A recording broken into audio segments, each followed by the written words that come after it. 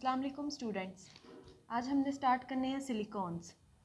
ठीक है, बेसिकली हम स्टडी करें P block element. P block element में हम कार्बन फैमिली को स्टडी करें। कार्बन को हमने स्टडी कर लिया, देन हमने स्टडी करना है सिलिकॉन को।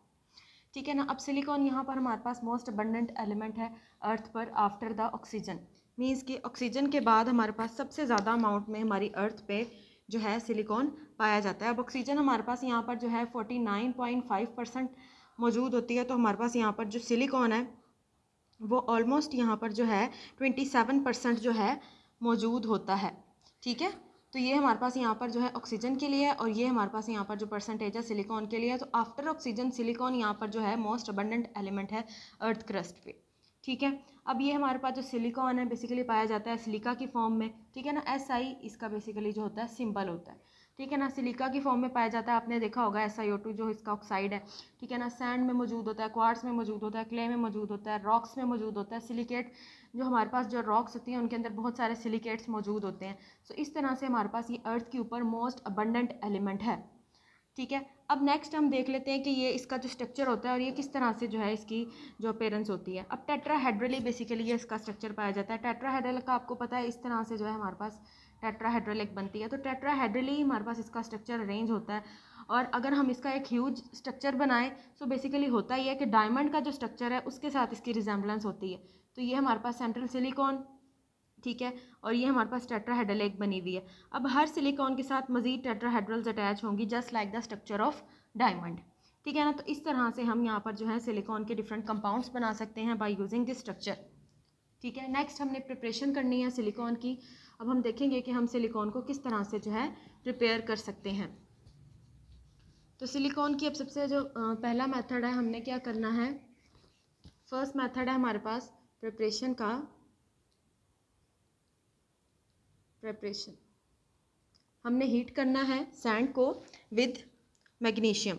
मेटल हमारे पास यहाँ पर मैग्नीशियम मौजूद है। बेसिकली मैग्नीशियम एक एक्टिव मेटल होती है। ठीक है, तो हमने यहाँ पर हीटिंग करनी है।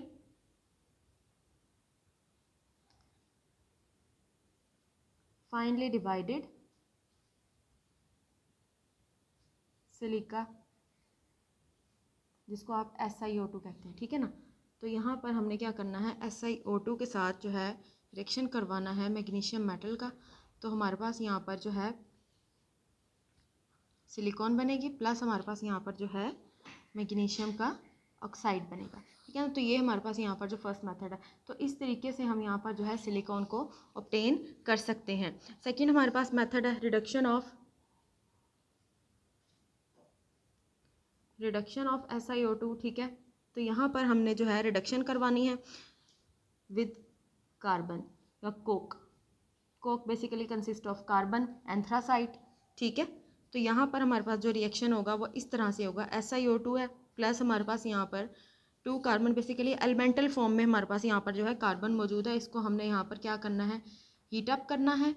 ठीक है, इसकी रिडक्शन करवानी है। तो हमारे पास यहाँ पर जो है सिलिकॉन आ जाएगी प्लस कार्बन मोनोऑक्साइड। ठीक है, यहाँ से जो ऑक्सीजन है वो कार्बन के साथ मिलकर कार्बन मोनोऑक्साइड बनाएंगे और प्लस हमारे पास यहाँ पर जो है सिलिकॉन बन जाएगा।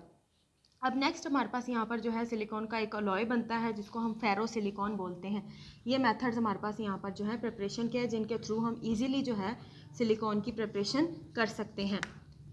नेक्स्ट हमारे पास यहाँ पर एक अलॉय मौजूद होता है जिसको हम बोलते हैं फेरो सिलिकॉन।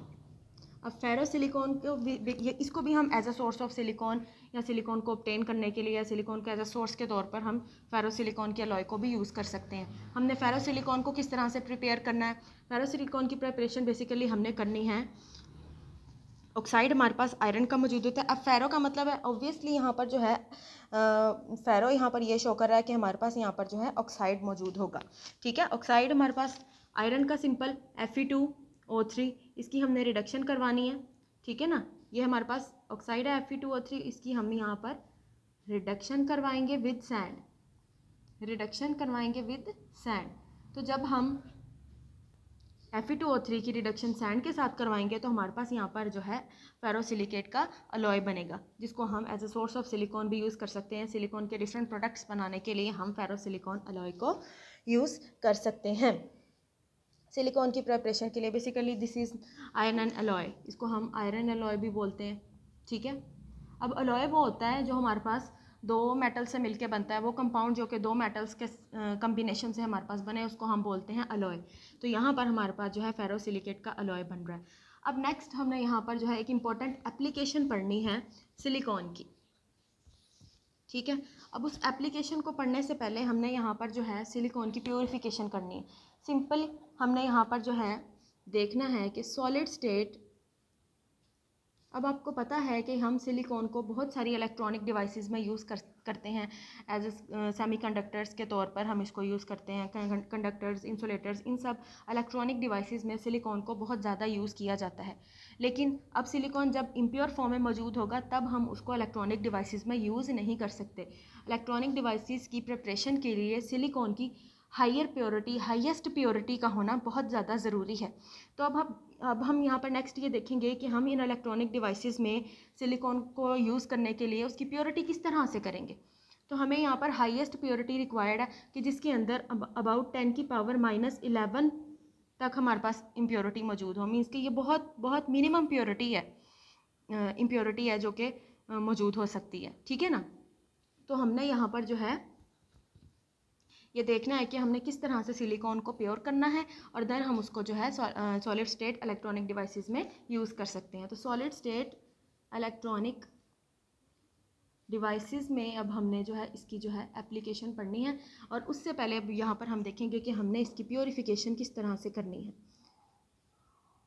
अब मैंने आपको बता दिया है कि solid state electronic devices, just like for example मैंने यहाँ पर सिलिकॉन से एक सेमीकंडक्टर बनाना है, तो उसके लिए मुझे सिलिकॉन की 99% प्योरिटी चाहिए। तो मैं वो 99% प्योरिटी किस तरह से हासिल करूँगी, तो वो अब यहाँ पर हम नेक्स्ट डिस्कस करेंगे, ठीक है ना। तो सबसे पहले अब हमने यहाँ पर उसकी जो है प्योरीफिकेशन को देखना है। प्योरीफिकेशन करने से पहले अब यहाँ पर हम करेंगे कि हमने जो है इम्प्योर जो है मैंने इम्प्योर सिलिकॉन ली है, ठीक है। अब उस इम्प्योर सिलिकॉन का मैंने रिएक्शन करवा दिया है क्लोरीन के साथ। क्लोरीन के साथ जब मैं उसका इम्प्योर सिलिकॉन का जब मैं क्लोरीन के साथ रिएक्शन करवाऊंगी तो मेरे पास यहाँ पर सिलिकॉन टेट्राक्लोराइड बनेगा SiCl4, ठीक है ना। अब इस SiCl4 की मैंने क्या करवानी है, रिडक्शन करवानी है। अब रिडक्शन के लिए हम मेटल्स को बेसिकली यूज़ करते हैं। यहाँ पर मैं सोडियम मेटल भी यूज़ कर सकती हूँ, यहाँ पर मैं मैग्नीशियम मेटल भी यूज़ कर सकती हूँ। तो सिंपल मैंने यहाँ पर जो है यूज़ करनी है सोडियम। तो सिंपल मैंने यहाँ क्या किया, SiCl4 की मैंने रिडक्शन करवाई है, तो मैंने यहाँ पर मेटल ले लिया सोडियम। तो ये मेरे पास मेटल यहाँ पर मौजूद है। Sodium is most active metal, ठीक है। तो यहाँ पर होगा क्या, ये हमारे पास सिलिकॉन बन गई है, प्लस हमारे पास यहाँ पर आ गया है 4NaCl। तो ये मेरे पास यहाँ पर आ गया सॉल्ट, ठीक है। अब मैंने क्या करना है, यहाँ पर हमारे पास तो सिलिकॉन आ गई, ठीक है ना। अब ये सिलिकॉन जो मैंने इस मेथड के थ्रू यहाँ पर प्रिपेयर की है, ये इतनी ज़्यादा प्योर नहीं होती, तो मैंने इसकी प्योरीफिकेशन करनी है। सो मैं इसकी प्योरीफिकेशन के लिए एक स्पेसिफिक यहाँ पर मेथड यूज़ करूँगी जिसके थ्रू मैं इसकी प्योरीफिकेशन करूँगी, और देन प्योरीफिकेशन के बाद जो हमारे पास प्योरेस्ट मेटल आएगी, प्योरेस्ट जो हमारे पास यहाँ पर सिलिकॉन आएगी, उसको मैं इलेक्ट्रॉनिक डिवाइसेस की प्रिपरेशन के लिए यूज़ करूँगी। इस सिलिकॉन को हम इलेक्ट्रॉनिक डिवाइसेस के लिए यूज़ नहीं कर सकते। तो यहाँ पर ये जो सिलिकॉन आई है इसको मैंने कन्वर्ट कर देना है रॉड की शेप में, ठीक है ना। रॉड जो हमारे पास सॉलिड फॉर्म होती है, एक रॉड मैंने बना देनी है इस सिलिकॉन की, ठीक है ना। तो अब इस रॉड को हमने नेक्स्ट यहाँ पर जो है प्रिपेयर करेंगे हम, और इसकी प्योरीफिकेशन करेंगे, ठीक है। अब यहाँ पर नेक्स्ट हमने जो है प्योरीफिकेशन करनी है, प्योरीफिकेशन ऑफ सिलिकॉन। तो इसकी प्योरीफिकेशन के लिए बेसिकली अब हमने रॉड में उसको कन्वर्ट कर लिया था, उससे नेक्स्ट अब हम ये मेथड यूज़ करेंगे। प्योरीफिकेशन ऑफ सिलिकॉन के लिए हम यहाँ पर जो है जोन रिफाइनिंग मेथड यूज़ करेंगे, जोन रिफाइनिंग, ठीक है।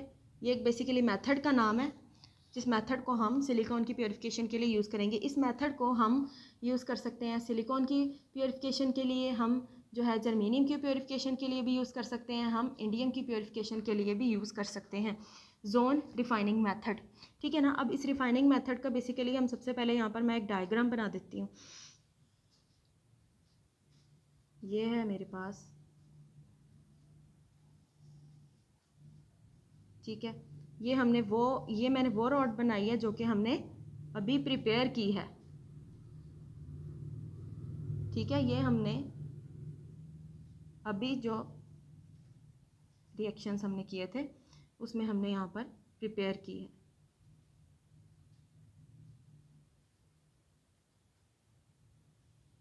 ठीक है, अब नेक्स्ट ये डायग्राम हमारी जो है कंप्लीट हो गई है।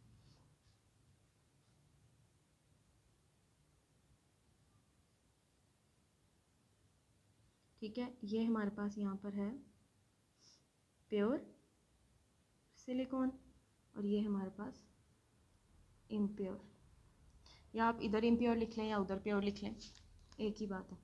ठीक है, तो ये मैंने यहाँ पर एक डायग्राम बनाई है जोन रिफाइनिंग मेथड को एक्सप्लेन करने के लिए। अब ये जो आप अंदर देख रहे हैं ये चीज़, ठीक है, ये बेसिकली रॉड है जो कि अभी हमने प्रिपेयर की थी सिलिकॉन की, जो कि इम्प्योर थी, जिसकी हमने प्योरिफिकेशन करवानी है by using zone refining method.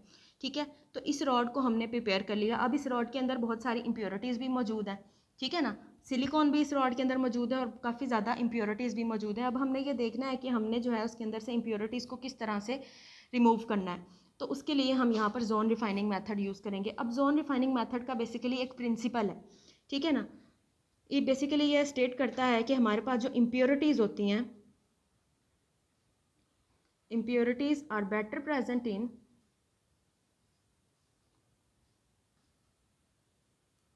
molten state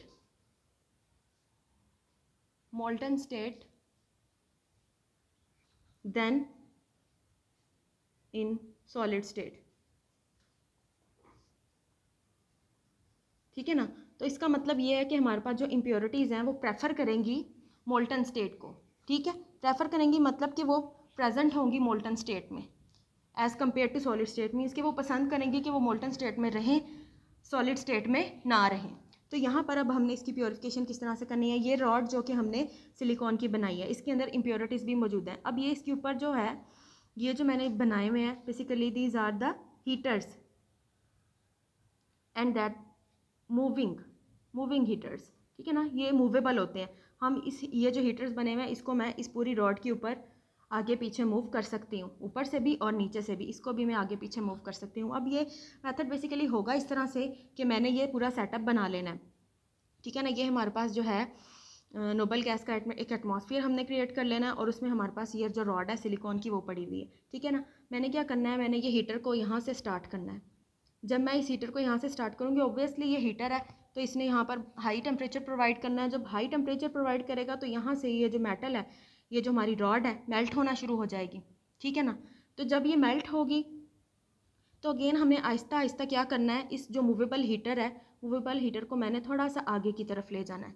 तो जैसे ही ये मूवेबल हीटर आगे की तरफ जाएगा तो जो हमारे पास पीछे वाली जो मेटल का पार्ट होगा वो सॉलिड होना शुरू हो जाएगा और आगे वाला अगेन मेल्ट होना शुरू हो जाएगा। जाहिर सी बात है कि अगर हमारे पास ये मैंने यहाँ से स्टार्ट किया तो ये मैं यहाँ से लेके यहाँ पर ले गई हूँ, तो ये वाला पार्ट मेल्ट होना शुरू हो जाएगा और ये वाला पार्ट सॉलिड होना शुरू हो जाएगा।